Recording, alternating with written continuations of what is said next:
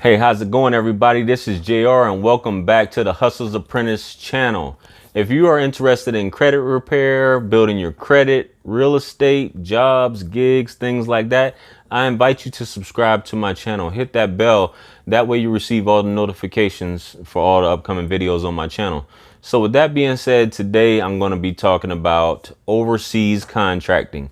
You guys may have come across this video because you've been searching and you may have seen other videos similar to this that you may have recognized this face on. So this is another one of my channels, and I'm going to go into more detail and more in depth on some of the questions that I was asked before, and I'm going to just touch on it briefly so you guys have a basic understanding if you're planning on getting into overseas contracting, specifically in the combat zone, which is what I'm going to be hitting at. So without further ado, just to let you know some background about myself, I'm former military, served over 10 years in the Army, and I was a contractor with LogCap 4 under LogCap 4 contract in Afghanistan. To be exact, Bagram, I was in Jalalabad, I was in Sharana, just those three places for the most part. So that's where I spent, my time over the 2 years over there. So with that being said, just to let you know, it's not for the faint of heart. If you've never been in the military, if you've never stayed in an austere location, if you've never been huddled up and just without your family or anything like that, then this may not be for you. Just giving you a disclaimer, straight up. You're going to be in a combat zone. You're going to be without items that you may be used to, comfort items. If you got any vices, i.e. drugs or anything like that, you're not going to be able to get a hold of that. So this is going to be an eye-opening experience for you. It's going to be a complete culture shock for the most part. And when I say culture, I just don't mean in terms of Afghanistan culture, but just the culture of contracting in general and traveling and living out a suitcase or a footlocker. So just be prepared for that.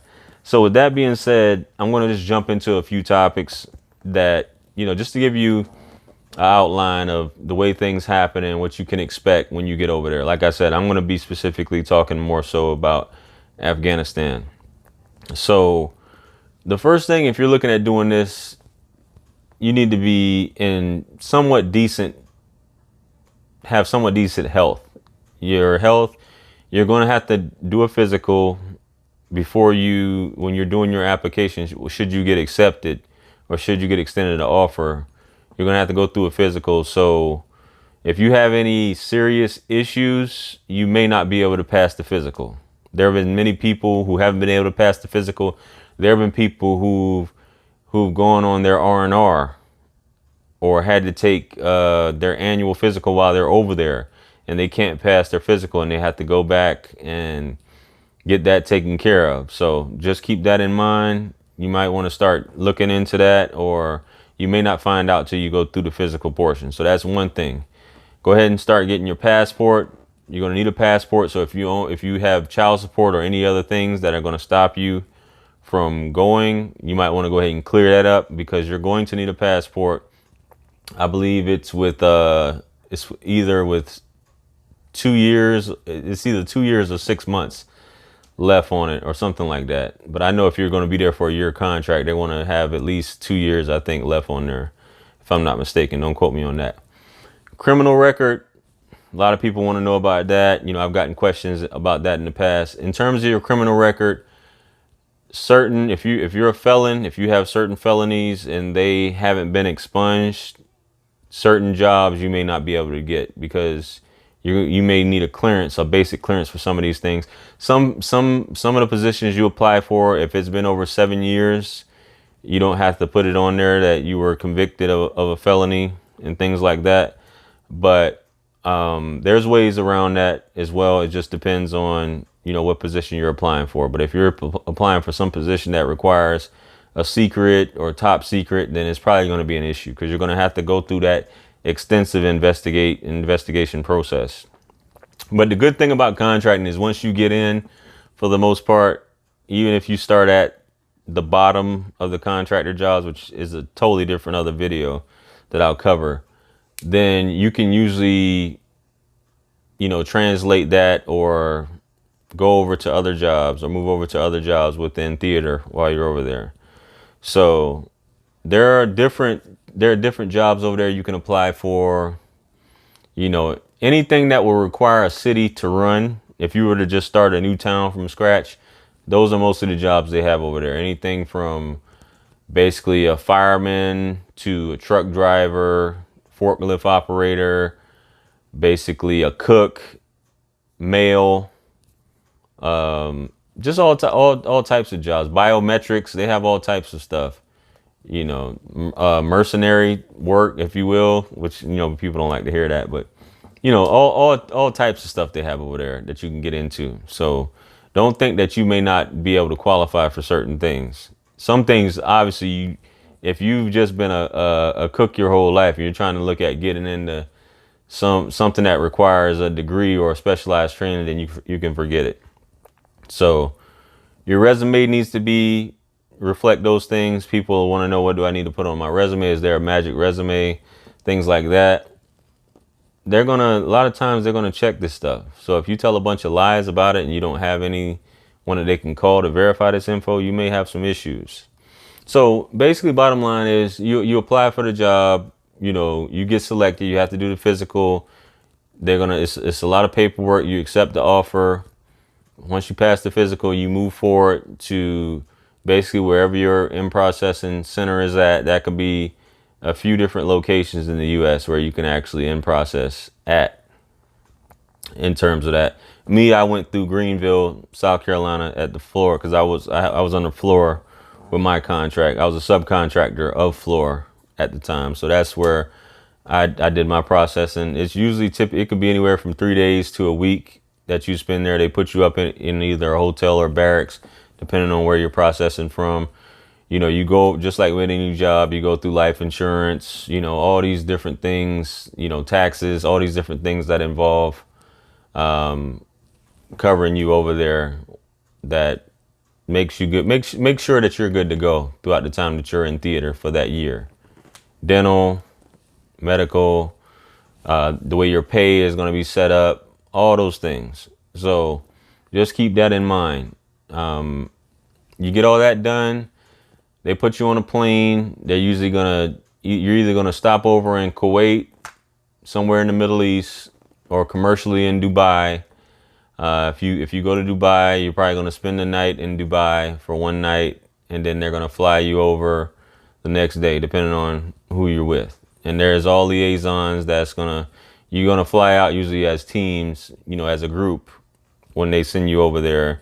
And then once you land in country, which will be Bagram or Kandahar or whatever other major base they have over there, they're flying personnel in. You'll have a liaison from the company you're working with that's going to meet you there from HR. You're going to do whatever processing you have there. They're going to give you basically the rundown on how things work in country. You're going to get issued your protective gear, your ballistic helmet, your vest, all those things that are required to be worn, because there is incoming fire. There is mortars that come in. There's all those things. So just be prepared for that. I'm not trying to scare you, but if you've never been to theater, that's what happens. Some bases or fobs or, outposts, whatever you want to call it, aren't as bad as others. They don't get hit as bad as others, but it's generally a safe place. It is a combat zone. That's why you're making the big bucks, right? Because you're going into a combat zone. So you arrive there, and then once you arrive to these places, they decide where they're going to send you at. So if they need you somewhere, that's not a major base like Bagram or Kandahar, they'll send you to one of the smaller bases, and you'll just do your job there. And depending on what contract you get, you may be entitled to a R&R. When I say R&R, use your PTO, and then you go on R&R for that time, and then you come back to country. So that could be every 3 months. That could be every 4 months. Could be every 6 months. Could be once a year.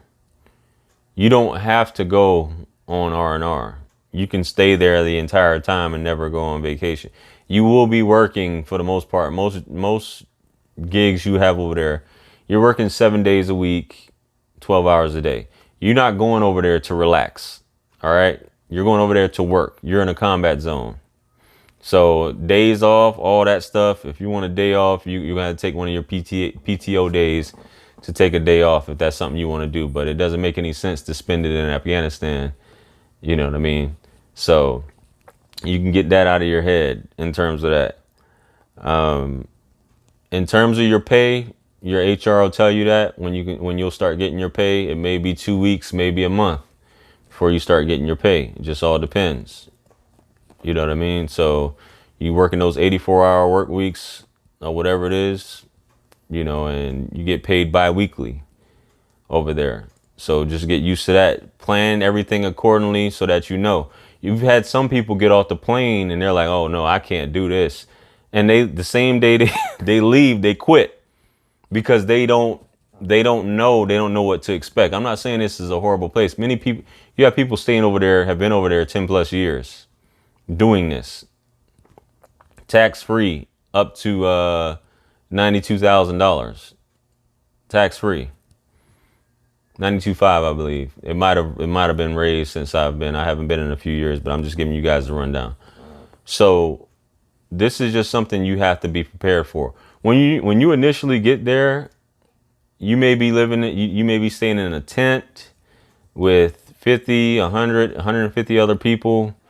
The lights are out, so you have to carry a flashlight. You can't turn the lights on. It's 20 because people work different shifts. So you just have to get used to that and be able to, maneuver your way around that. All your meals are provided by the dining facility. The dining facility is usually open 24/7, but they only serve 3 meals. You can always go in there to get snacks and things like that. If need be, a lot of these places do have restaurants on post like Popeyes, Green Bean to get your coffee, things like that, Burger King. It just depends on where you go at as far as what they have. They do have little bazaars there where you can buy, snacks if you want. You can buy little souvenirs. You can buy DVDs. You can buy computers. Pretty much anything you can buy at a regular flea market. They have those there. If you're in some of the outlying fobs, they may come once a week as far as the bazaar. So just be prepared for that. You can get cash over there for some of these places. If you're trying to get cash, they'll do a payday advance. They have finance establishments over there for you to get cash if need be. Or they have like these cards that you can get that you can use that at the bazaars. They use those a lot. If you're wanting to know, they do have base exchanges over there where you can go in like a PX or a BX, a smaller one, and you can buy personal hygiene items from out of there. If you want drinks, things like that. But mostly you can get water and Gatorade and stuff from any dining facility. You can just walk in and get those for the most part. Ripped, those little energy drinks, things like that. They have that. So all that's available. As far as activities, they have gyms out there. They have little movie theaters at a lot of these places. What they would call a movie theater. MWR is available. They have computer labs, so to speak, where you can get access to a computer. They have phones that you can call back to the States on whenever. You can use those.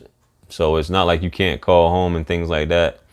You'll be able to do that, especially your company, whoever your contractor is, they'll provide that. There's HR contact at most of these major fobs, obviously, for you to be able to do these things. So I already covered the vacation rules. I get asked, can I wear a beard? Can I do this? Can I do that? It's unless your job specifically has you where you can't wear certain things, you can wear whatever you want to wear for the most part. In terms of like your hair and your, what's on your face or whatever, piercings, things like that, that may be different because of whatever the capacity of your job is. So things like that, just be mindful of. There are, as far as medical facilities, but it's very limited. medical facilities. If there's anything major, they're gonna have to fly you out or medevac you out to Dubai, just to be able to take care of you. Dubai has some of the best hospitals in the world, so they'll take care of you if anything comes up. If you have, while you're over there, if you have anything you want to get, seen about, I advise you to go to Dubai. Just, it's 100%. If you have insurance over there, it's international is usually 100% covered. So, that, just keep that in mind as well. There's no drinking, no smoking. I already told you about that.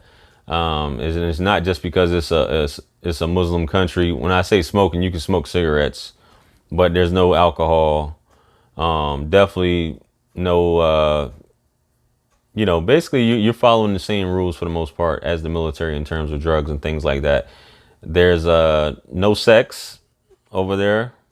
That's just how it goes. So just keep those things in mind. If you're just trying to, this is a business opportunity. If you're trying to make some money and you have a plan in mind, go over there, do your thing, stack your bread, come back. If you plan on, if you got a 5-year plan, you want to stay there 5 years, you have the option for the most part to extend your contract, or you can sign another contract. There's bonuses depending on who you go with. You may want to apply with another company, and you like a job with another company, you want to apply for that one. There's all types of opportunities. There's people who've started at the bottom and made it all the way up to the top. Just food for thought. You know what I mean? So don't get discouraged about, some people are just happy just to be able to get in, starting at, a low paying, which is subjective, I guess, a low paying job over there, and they move their way up. It's just like that. So with that being said, I hope this video has been helpful. If you guys want to get more content like this, I'm going to be putting out more videos explaining more about overseas contracting. I'll go into more detail about what it's like, things to be aware of, different types of jobs you can apply for, things like that. I also post about credit, real estate. I'm a realtor. I also do credit as well. I've also worked other jobs. So just tune into my channel. If these are things that you want to hear about in the future, I invite you to subscribe to my channel. And I also have 2 other channels. The links will all be in the description. Feel free to check those out as well. Check out everything in all the links in my description. I also have some affiliate links for some items that I'm affiliated with, from banks to credit cards. Feel free to check those out as well. With that being said, let me know your thoughts on it. If you got any questions, hit me up or comment them below. If you're seeking any advice, feel free to email me. All the links are in the description. And with that being said, check out these other videos that will be popping up here on the screen. Peace be upon you, and I look forward to conversing with you guys in the future. I'm out of here. Peace.